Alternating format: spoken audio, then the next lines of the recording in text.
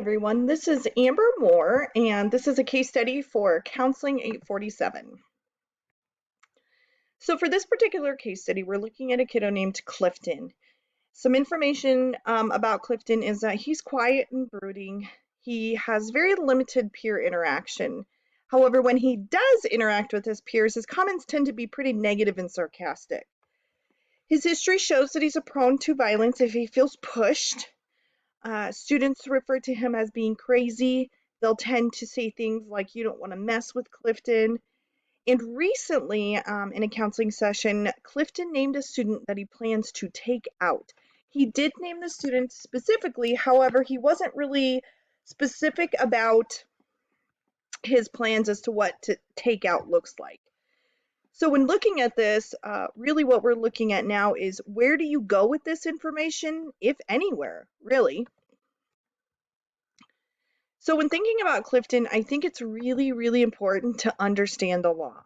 And the reason that I believe that is because honestly, it varies between states, first of all. And for this particular situation, I do feel that it falls under the duty to warn category because Clifton did name a specific student. So a couple of things to take into consideration is understanding the consequences of breaching confidentiality, first of all. So you would talk to administrators, supervisors, those types of things, determine the level of threat, and then you would take the appropriate action to ensure the safety of Clifton and others. So let's look at the law. What does it say specifically?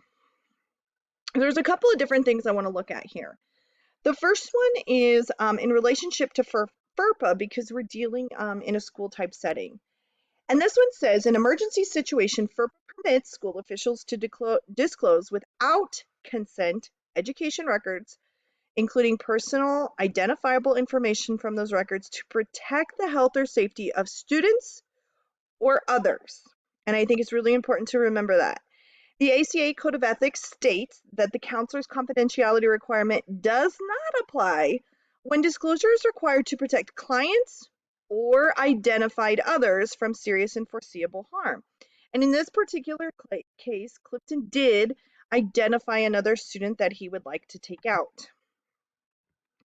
And then finally, looking at the ASCA ethical standards for school counselors, it says keep information confidential unless legal requirements demand that confidential information be revealed or a breach is required to prevent serious and foreseeable harm to the student. Here's where things get a little bit more gray. Serious and foreseeable harm is different for each minor in schools and is determined by students' developmental and chronological age, the setting, parental rights, and the nature of the harm. Okay? In this particular situation, it says school counselors consult with appropriate professionals when in doubt. So as you can tell, there's not a lot of black and white here. There's a lot of gray when it comes to making the decision as to whether or not you're going to breach confidentiality in regards to a client. So since I felt like Clifton's case falls under the duty to warn category, I think it's really important to mention the Tarasoff case. So if you're not familiar with it, I gave just a little bit of background. This was a client had actually reported to a psychologist at the university his plan to kill his former girlfriend. So the clinician actually at this time had given oral and written warnings to the campus police and actually had encouraged them to institutionalize him for a period of time because he believed that this gentleman was genuinely a danger to this individual. However, he was only questioned and then they ultimately released him, and later he did end up killing his former girlfriend. So her family actually sued the school and the clinician and won based on this premise that the doctor bears a duty to use reasonable care to give threatened persons such warnings as are essential to avert foreseeable danger arising from the patient's conditions. So they specifically stated that the clinician should have taken additional steps to warn the intended victim. And then there was a lot of legal cases that actually were based off of this ruling as the years have went on. So one of the other things I wanted to address is I know a lot of schools do this, but we use a threat assessment when determining whether a child or an individual is a danger to themselves or a danger to others. And this was an interesting one that I found that corresponds with the FBI recommendations about specific levels of threat. So I thought it was really interesting. And I know that a lot of schools use something very similar to this, looking at a low level, a medium level, and a high level of threat. So when looking at the low level, there's a minimal risk, they're pretty vague, they're not really direct with information, and really it suggests that the person is unlikely to actually carry out the threat that they made. Medium level, it could be carried out, so there's still a lot of gray area here. They're a little bit more direct, a little bit more detailed. The wording suggests that some thought has actually been given to how the act will be completed. And statements seek to convey that the threat is not empty. They'll say, I'm serious, or I really mean it. Okay. And then the high level of threat, which is the one that usually always involves law enforcement, it's very direct, specific, and plausible. Okay. There is a imminent and serious danger to the safety of others. So when looking at all three of these, when it comes to Clifton, I really think that he falls into the low to the medium level of threat. And the reason that I say that is because he does have a history of violence towards others. However, his threat itself was not very detailed. So I think it's important to really make a decision here, and it's really boils down to an ethical decision. So the Santa Clara University has this great decision-making process that I wanted to utilize here. And really what it talks about is being able to recognize the ethical issue. For Clifton specifically, it could be damaging to report him to law enforcement. It absolutely could. And it could be damaging for the school and the relationship that they have with Clifton's family. So I think it's important to think about the alternatives. Get the facts. Make sure they're accurate, lots of first-person interviews, and find out who all is involved in this situation. And then really look at the alternative actions. Consider which one that's actually going to produce the most good, but also the most harm. Really considering both of those. And here's where you would consider your own morals and ethics. It's important that we reflect on what our morals are and what our ethics are when making this type of decision. And then you're going to ultimately make the decision, act, and reflect on it. How did it turn out, and what can we learn from it in the future? So making a plan. This is really my approach on how I would address this situation. What do I know about Clifton? I know that he has a history of violence towards others. Right now, he's believed to be troubled. He lacks a positive social group, really, or any social group for that matter. And he ultimately has made a direct threat regarding another student. However, it's not a detailed threat. Okay. So here's a course of action that I would take, and considering the law, considering duty to warn, and considering the ethical decision-making process, these are the things that I would do. I would document the threat and contact his parents. This is also where I'd inform parents that I would like to begin regular sessions with Clifton, simply because I think that there is really an underlying issue here. And obviously, I would inform administration of the threat. And the reason that I would inform administration was not so that Clifton would be punished, but more so that there would be just more eyes on him in the building. I think it's important when something like this happens that, some people are just on higher alert in relationship to different students in the building, and that usually helps prevent things from happening. So here's some counseling sessions, and I wanted to bring up a couple of different things that I would do with Clifton as we worked through this process together, okay? So the first session is I would really want to get to know Clifton better.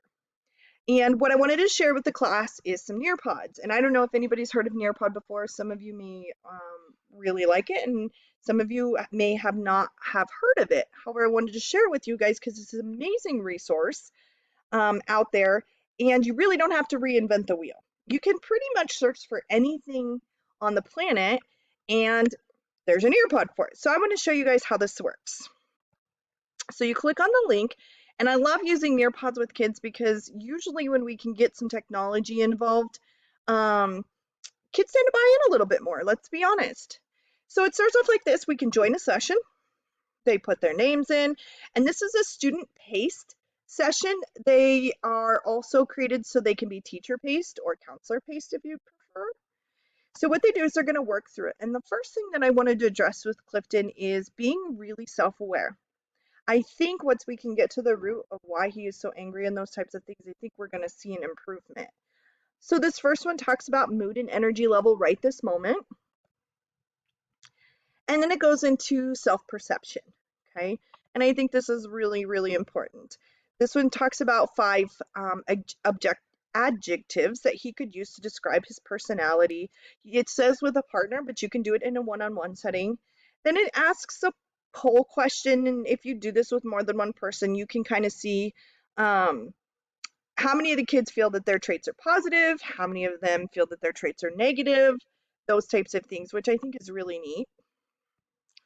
And then here actually you can write and erase. In this one, they get to draw or they can type um, 6 traits that represent them. And I think that's really cool. So this is just a fun little thing. Kids have iPads. This is a great resource for them to use. And then we have open-ended questions, which I think are really great. Is your self-perception more positive or more negative? And how can you focus on the positive aspects that make you unique? So they can go in and they can type in here and they can really do some reflection. The other one that I wanted to share with the class was empathy. I think this is something that a lot of our kids tend to struggle with, and specifically in this case, I do feel that Clifton is struggling with empathy. Seeing how most of his comments towards his peers are again really negative and sarcastic, I don't think that he's seeing their perceptions at all. Again, we would just join just like we did before. This one talks about what empathy means and having kids understand another person's viewpoint. And then they give some really cool examples. This one specifically is a new student. How do you think Hannah feels?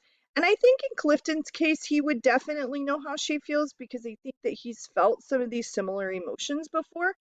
But having him put himself in someone else's shoes is a really, really good skill for kids to have. Then they can explore empathy, and it asks a few questions, being able to identify someone's emotions, what are their words and body language saying, and you can have Clifton reflect on his own words and body language and what he thinks that says to other people. And then it gives some really cool and realistic class discussions, or again, you can do this in a one-on-one setting. You know, your best friend lost their backpack. One of the other things I really like about Nearpod that I wanted to share with the class was that when you go in and you work through these, and a lot of these are free, you can edit them actually. So if you wanted to change these open-ended questions to make them more relevant to the student or the group of students that you're working with, you actually can, which makes this a wonderful, wonderful resource. So when going back to Clifton, you know, I think the things that we need to consider are the level of threat that, you know, his threat was towards that specific student, and how are we ethically going to handle that? At this time, I do not believe that we would need to contact law enforcement or anything like that. I really do feel like there's more to Clifton than meets the eye, and this is the perfect time for us to um, really work with him and get to know him a lot better. So this is the plan of action that I would actually take for him. I have also shared these Nearpods with you guys, so if you want to go through and work through them and kind of mess with them, if you have any questions, feel free to post underneath all of this. And here are all of my resources, and thanks for listening.